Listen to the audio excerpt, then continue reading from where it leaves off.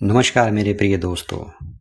आज का यह वीडियो बहुत ही ज़्यादा अहम है क्योंकि लोग सतगुरु कबीर साहिब जी के बारे में बहुत ही गलत भ्रम में जीते हैं और वो सोचते हैं कि उनका विवाह हुआ था और कमाली नाम के उनके 2 बच्चे भी थे।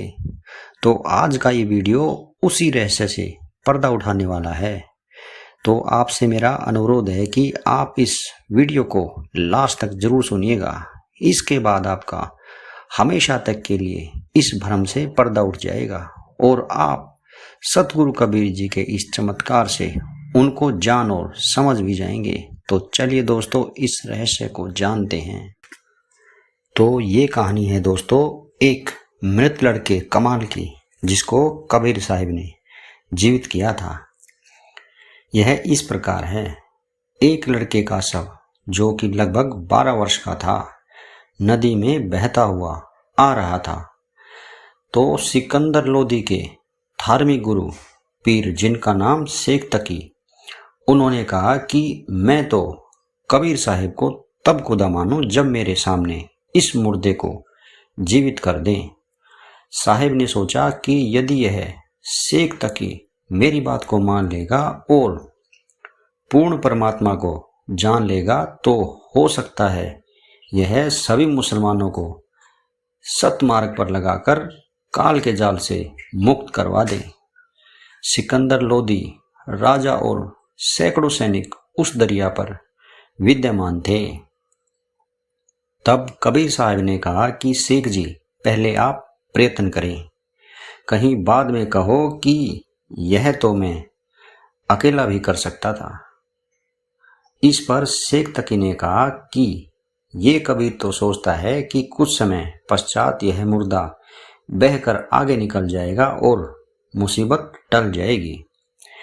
साहिब कबीर ने उसी समय कहा कि हे जीवात्मा, जहां भी है, कबीर हुक्म से इस शव में प्रवेश कर और बाहर आ जा।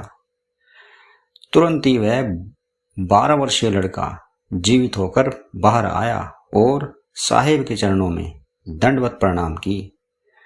सब उपस्थित व्यक्तियों ने कहा कि साहिब ने कमाल कर दिया। उस लड़के का नाम उसी समय से कमाल रख दिया गया तथा साहिब ने उसे अपने बच्चे के रूप में अपने साथ रखा। इस घटना की चर्चा दूर दूर तक होने लगी। कबीर साहिब की महिमा बहुत हो गई। लाखों बुद्धिमान भक्त आत्मा एक परमात्मा, जो कि साहिब कबीर की शरण में आकर अपना आत्म कल्याण करवाने लगे। परंतु शेख तकी अपनी बेइज्जती मानकर साहिब कबीर से ईर्ष्या रखने लगा। तो ये कहानी है दोस्तों एक मृत लड़की कमाली को कबीर साहिब ने कैसे जीवित किया। एक दिन शेख तकी अवसर पाकर बहुत संख्या में मुसलमानों को बहकाकर सिकंदर लोदी के पास ले गया। उस समय साहिब कबीर सिकंदर लोदी के विशेष आग्रह पर उनके मकान पर दिल्ली में ही थे। सिकंदर लोदी ने इतने व्यक्तियों के आने का कारण पूछा तो बताया कि शेख तकी कह रहा है कि यह कबीर काफिर है, कोई जादू जंत्र जानता है।